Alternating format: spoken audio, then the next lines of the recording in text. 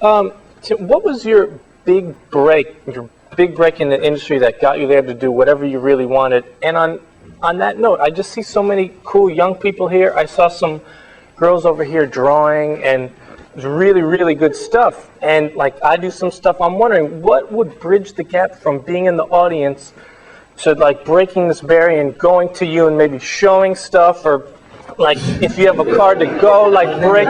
You all come up here and I'll just go sit in the audience. That would be fine with me. I'd be more than happy to trade.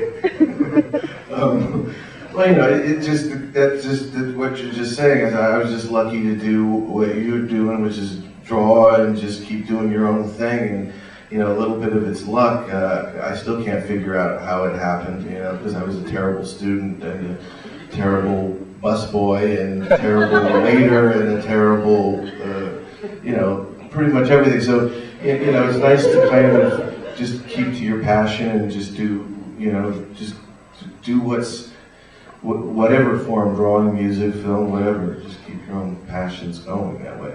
Do you sense that there's a greater opportunity now, though, for animation and perhaps other styles of filmmaking in the industry or just around? Well, yeah, I mean, yeah, because now you can do movies on your own phone, I hear. So, it's a problem right now is that there's too many, you know, it's like, you know, when Harry met Sally the musical, and Sleepless in Seattle musical, you know, Stealth the musical. I mean, that's the problem, I think, that, you know, yeah. It's schizophrenic, but in some ways it was convenient, because both were done in London, and like, you know, like with Johnny, you know, he'd be like Willy Wonka during the day and Victor at night, you know? And so, you know, the same with Helena and Christopher Lee, you know, so there was a lot of crossover that was actually sort of beneficial in a certain way. Is there any material that will eventually be on the DVD that's not here? Well, you don't do like take 3 and 4 with this kind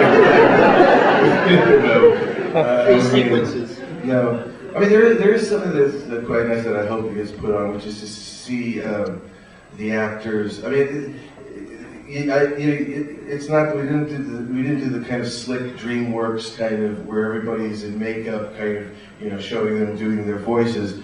It looks more like sort of convenience store, you know, footage.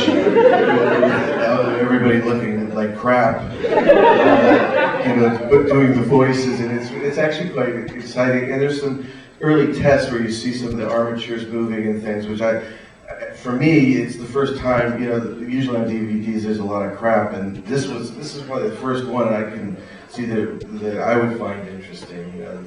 Going back to what this young man was saying, these are my girls here, doodling and drawing. Hello. Should you be home doing your homework? They should, but it was too good for them. It's just that idea that, you know, now we're thinking college things, and they're so involved in their artwork, and it's almost a shame to put them into that college thing, not knowing what it's going to lead to for them. Will it stifle them, or will it enhance them? So it's like a... You know, I remember feeling that very much, you know, because I always remember, like, you know, you look at children's drawings, and all children draw amazingly, and then you just sort of gets beaten out of you as you get older. And I remember going through that in school. Like, oh no, you can't draw like this, you have to draw like that, and I got really frustrated, almost thinking like I couldn't draw. And I remember sitting in the farmer's market in LA one day and just being frustrated, and I almost had a hallucination where I just said, I don't care, I'm just going to draw the way I want to draw. And it was like a moment that changed my life in a certain way, and it was, so it is something, you know, there's lots of things to be learned, but there's also the thing of being, again, true to yourself, and it's a tough balance, but it's something to remember. You know, like people like Johnny, it's always fun because he's always liking to, you know, he's more like, you know, Lon Chaney or Boris Karloff than he is a leading man. You know, he likes to transform, and so that's fun to deal with. You know, there's something that's very creative about that process, and trying to do new things with the same people that you work with. Also, sort of shorthand that helps, because, you know, I do have trouble making complete sentences sometimes. You know, just wave your arms and they understand you. Willy Wonka can't say parents, and Victor can't say married. I was wondering if there's a word you back away from these days. Well, both of those are pretty good ones. Sorry? Question about the David Copperfield Dickensian environment. I thought you meant David Copperfield, the magician. I remember that reference. Hi. How much do you collaborate with Danny Elfman? Do you just leave the music up to him, or do you just go say, write me a pretty love song, and then he goes? Or do you write something at all? Do you have any No, basic? I don't write. I'm not a musician. So I mean, we work together enough. So he, you know, like I said, he comes in very early on a project like this, and he gets it. You know, I mean, like I said, that's why I love working with him. And like I said, he was doing, you know, skeleton music back in clubs in the, you know, late 70s. So. Well, I'm afraid that's all we have time for. Tim, thank you so much for coming.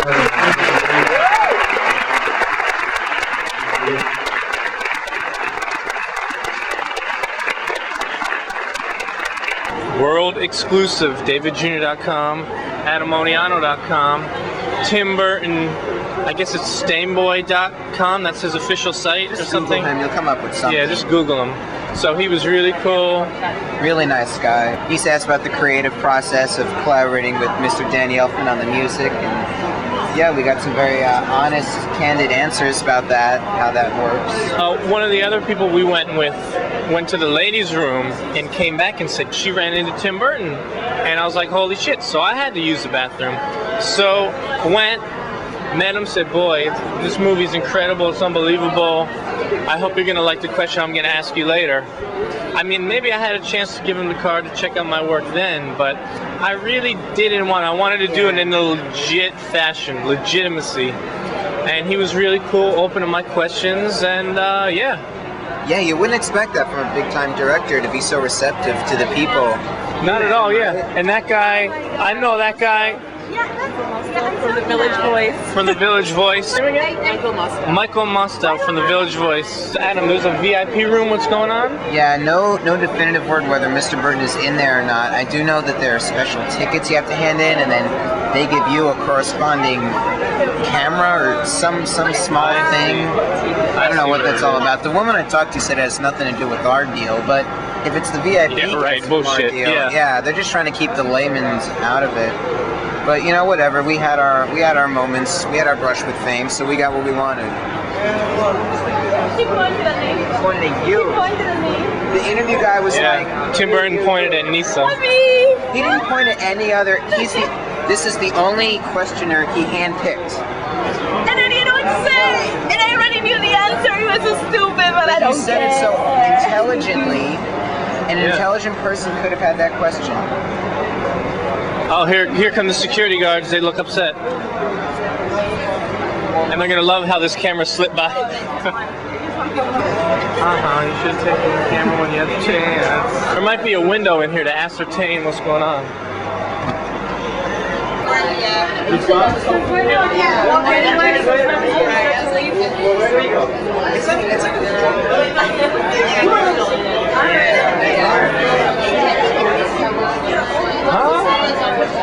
He said we need to talk to the keymaster. No, he was basically giving us a finger with the key. What's you though? What's your name? Ashley, what's yours? What is The guys want to wait because they want to. She's done? Yeah, he's done. Waiting for an autograph, and they said he was going to come out this way. He's going to a reception at a hotel somewhere. It's fun. A reception. We gotta follow those guys. Because the bald guy said so. Let's follow them. This guy. Oh yeah. We'll get in a cab and follow them. Oh wait, I think that's him in the corner. He's just in the bathroom for a really long time. Man. You know what? You don't want to spoil it. You made a lovely impression. We gotta follow the. Like if you take it any farther and he opens his bathroom door and you're in there. So they're meeting Tim Burton. We gotta ascertain.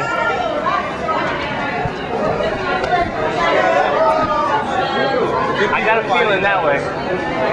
Because his people that told us he's going to be at a reception tonight in some hotel. This guy was just telling me you can find another way to find him, but he didn't give any other answer. Well, his people went that way. Yeah? We gotta go over this way. Yeah, we're gonna check it out. We're gonna go this way. Which story did he use anyways? I think he went down that way because this bald guy who knows the deal. Yeah. He went that way. I'm gonna go around and check it out. You guys going or what? We're going with you. Okay, come on. Yeah. Dun dun dun dun dun dun dun dun dun. We're not sure where we're. I haven't even had a beer yet, and I feel fucked up. Tim. He's around here somewhere. Tim. Far. Oh wait, maybe over here. Exact other side of the block now. Did Tim Burton come this way?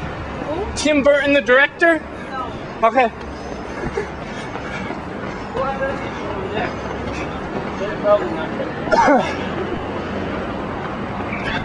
Should I have anyone in there for the...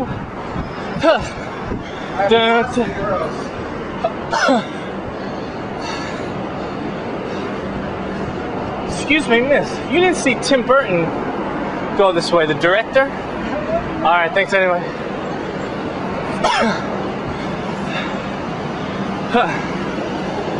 You can get a decent picture of it.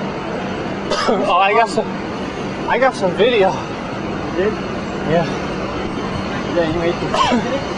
Oh yeah, you should go to my site. Yeah? Here, I'll write it down. Yeah. DavidJr.com.